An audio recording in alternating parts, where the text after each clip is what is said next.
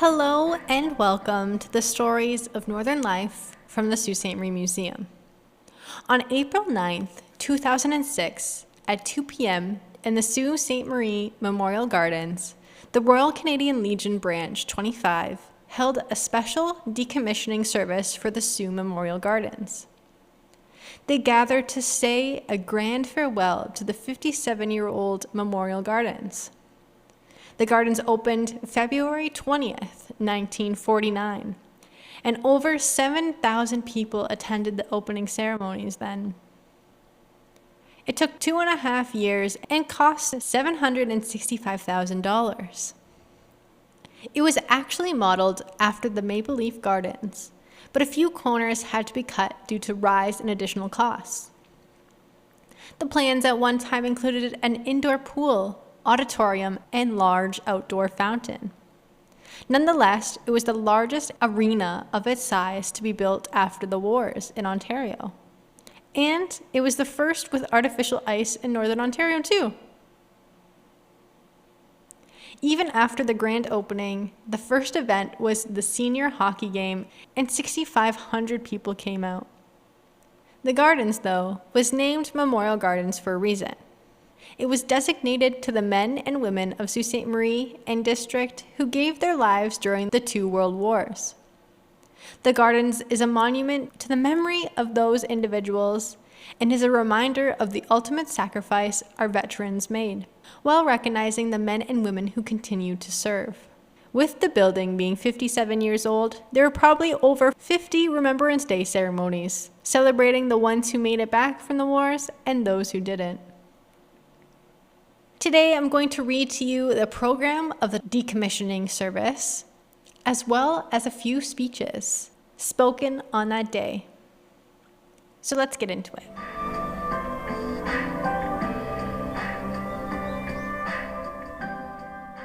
The program of Decommissioning Service started with the parade moving into the Memorial Gardens, with the parade of units falling into their assigned seating area. Was Advance the Colors, the Royal Canadian Legion Color Party. The national anthem was sung along with the Royal Canadian Legion Drum and Trumpet Band. The Last Post was played, followed by a moment of silence and the act of remembrance. Deposit the colors. Then we welcomed Walter Wallace, President of Branch 25, Royal Canadian Legion. Drumhead service conducted by Captain the Reverend Bruce McLeish, Chaplain Branch 25, Royal Canadian Legion, and the Royal Canadian Legion Drum and Trumpet Band.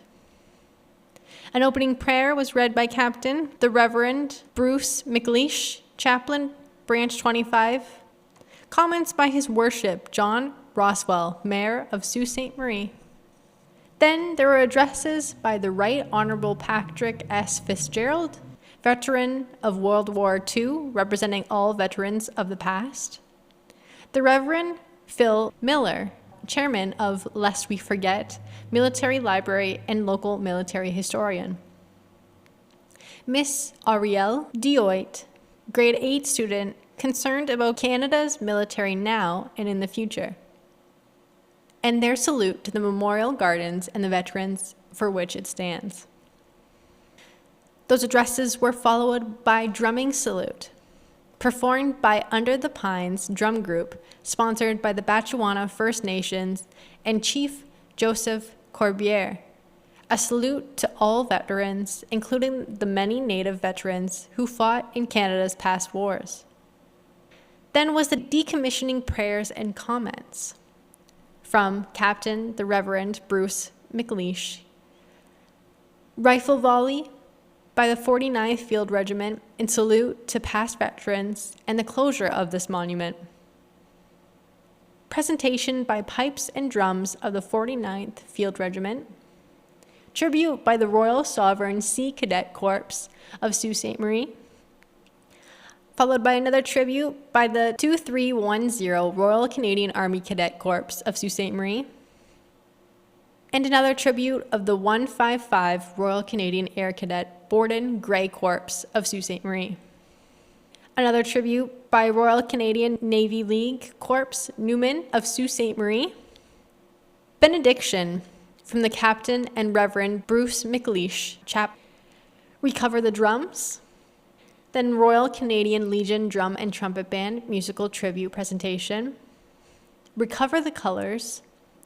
The Royal Canadian Anthem, singing of God Save the Queen, along with the Royal Canadian Legion Drum and Trumpet Band.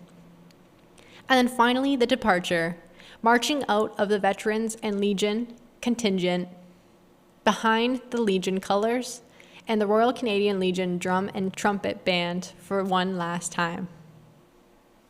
Now I'm going to read to you the Decommissioning of the Memorial Gardens Welcome and Comments by Walter Wallace. This was the initial speech of the entire ceremony. Welcome to the final service conducted by the Legion in this facility to be decommissioned from active service. The Sault Ste. Marie Memorial Gardens was built after the Second World War by the citizens of Sault Ste. Marie and area as a memorial to all the military men and women killed in the two wars. The rotunda was the house of the memorial plaques with the names and the red flashing light on top as a torch beacon to rally the citizens to gather for special community happenings. Just like a good and serviceable warship, it has served this community well for 57 years as a monument to our fallen comrades and as a community center. Just like a ship, we record its history and its battle honors, and then, with dignity, we remove it from active service. We all have our own memories around the Memorial Gardens and the activities conducted here. The Legion has used it since 1952 to conduct the annual Remembrance Day service. I was here when it was used to celebrate the coronation of our sovereign Queen Elizabeth II, Queen of Canada. So today we remember. Today's program has been designed to include all representatives of the community members who have been served by the gardens both as a memorial and activity center. Our program includes a veteran of the Second World War representing the past, a speaker who grew up with the gardens as a community focal point, and a representative of the youth of our society who haven't yet come to know the gardens and who are just beginning to understand the need for such a memorial. We have a Native drumming group offering a tribute to the past veterans, including the many Native veterans that served Canada. We have today's military represented by the soldiers of the local Artillery Regiment and Service Battalion. We have veterans of the future represented by the 4 local cadet corps with special tributes to the garden and the veterans for which it stands. And we have the public. We are asking again to remember. We must always remember our past and strive to live up to the commitment and sacrifices of past citizens and veterans. We must strive to keep the country in which we live and for which they died ever worthy of the sacrifice they made. Today we turn a page in the history of our city as we move from the old to the new. Today we pay tribute to the gardens and the past veterans for which it was built. Today we honor the service members of the present military, and today we salute the youth who will be veterans in the future. The fight for democracy rights continues today, and monuments and services like these help us remember. Thank you for joining us for today's service. I will ask Chaplain the Rev. Bruce McLeish to lead us through the drumhead service decommissioning the Sault Ste. Marie Memorial Gardens. Lest we forget. Written by Walter Wallace, President of the Branch 25 Royal Canadian Legion. I will also read to you McLeish's speech. Memories of a Kid on Ice. Comrade President Walter, veterans, ladies and gentlemen, I feel deeply honored to have been asked to participate in this final service in the Memorial Gardens. In one way, it is as if time has come full circle. For on Sunday afternoons, when this building was dedicated almost 21,000 days ago, my predecessor, the Reverend Rolf Morden of St. Andrews, offered prayer. The first time I walked into these memorial gardens, I was 7, and it was 8. We had just moved to the Sault from Hamilton. I was a little kid coming to my very first hockey game with my dad. Memory says the Sault Senior Greyhounds playing the North Bay Trappers. We sat on the west side of the gardens in Section 11. We always sat on the west side of the gardens. While I was still learning to skate, I came to the gardens and played in the practice rink, where the Hall of Fame lounge is now. And I remember the day I stopped poised and ready to set out on the big ice surface for the first time. Memory says we had 3 games going between the blue lines. It was always so far between the boards. I think of the little Timbits in recent years, and I wonder if I was ever that small. I remember being in this building for games when the now Sault Thunderbirds would play their parent team, the Chicago Blackhawks.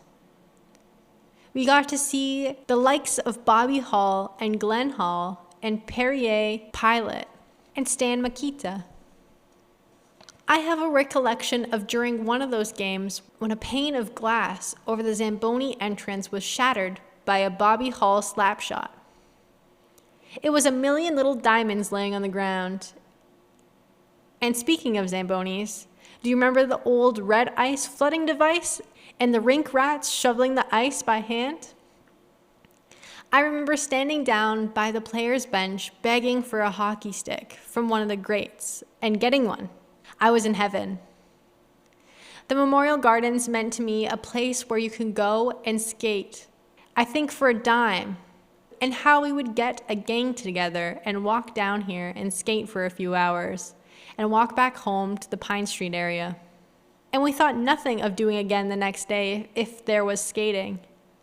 I think back to when the carnival would fill the parking lots and the nickels and dimes from our paper route would be spent on rides and coin tosses and games of chance and cotton candy.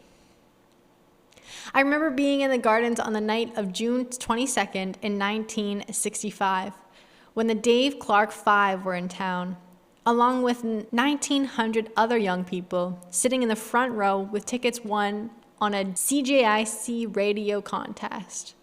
The answer was George Jonescu. I sang every song for the half hour or so they performed.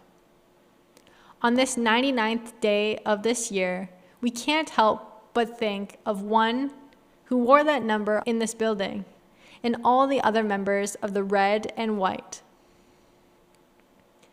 In more recent years, I think of being here as a season ticket holder through some good years and some tough years, and one great and shining moment in 1993.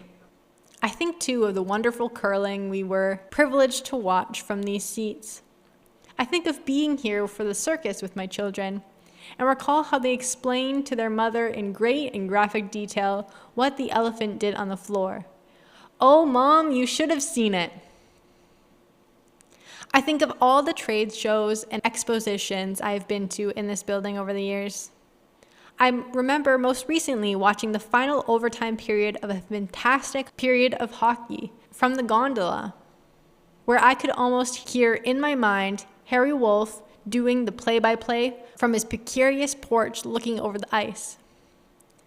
But what I remember most of all are those collection of days over the years where the 11th day of the 11th month at the 11th hour, I would be here with my father, a veteran, to hear those familiar words intoned, lest we forget. Those words took root in my heart and mind, and I have made a study of our Canadian military experience my passion and my hobby. That passion brought me to the gardens, but not to the entertainment section, but to the memorial chamber and to study more than 500 names of the men and women who were listed on the walls. The youngest was 17, and the oldest in his 40s. Many have no known grave. Some find eternal rest here in town among friends, soldiers, sailors, mariners, and airmen. Our fathers and our grandfathers, the sweethearts, friends and lovers, citizens of our city, district, and comrades in arms, whose names will live in our memory and the reason why this facility was built to honor them. Though we say goodbye to the recreation surface, the Memorial Tower will remind us what Legion President Bill O'Rourke said in the opening of these gardens. If it had not been for those who fought and died in 2 wars to protect our country, we would not have been here today. Just standing in the building is an opportunity to allow the voices of all those who have laughed and cried throughout all the years we have enjoyed this place. It has been for us a repository of our own community memory and a place of living history, said one who I know is here in spirit this afternoon. It provides us with common touchstones, legends, lore, and heroes. The veritable stuffing of society. Nothing can stir the emotions and the passion of this traditionally reserved country. Well, those words were written by someone synonymous with these memorial gardens, my late friend, Mr. Sault Ste. Marie Russ Ramsey, as he describes the hockey history of our Sioux franchise. They speak of the lives of whom this place has honored and whom the Memorial Tower will continue to honor. To each and every one of our veterans, to the men and women who did what the times demanded of them, and who have given us the gift of freedom, we as a community will say thank you. To the generations to come, to our children and grandchildren, we entrust our memories and our hopes. We pass the torch, a torch symbolized by the Memorial Tower, to a new generation of Canadians, trusting that you will keep the flame of memory burning brightly. Our parents and grandparents had no greater gift to us than our freedom, a freedom brought with Canadian sacrifice in ages past. It is a freedom that continues to be bought at tremendous price as our service personnel answer and call of duty throughout the world. 90 years ago, in the midst of the Great War, the war to end all wars, Canadian Lieutenant Colonel John McCrae offered each generation words of hope and change as he wrote, "Take up your quarrel with the foe. To you from falling hands we throw. The torch be yours to hold it tight. If ye break faith with us who die, we shall not sleep though poppies grow in Flanders Field." Though these gardens are closing, may the torch of memory be ever held high. Written by Reverend McLeese. The excitement of the new facility for sports and entertainment was exciting, but the community needed to say its proper goodbye. After April 9th, the community was ready to embrace the new, while keeping the Memorial Tower and the memories of the Memorial Gardens intact, of course. Thank you so much for listening to another episode of the Stories of Northern Life. I hope you come back again next week for another episode. Thanks so much again for listening, and I'll talk to you later. Bye-bye.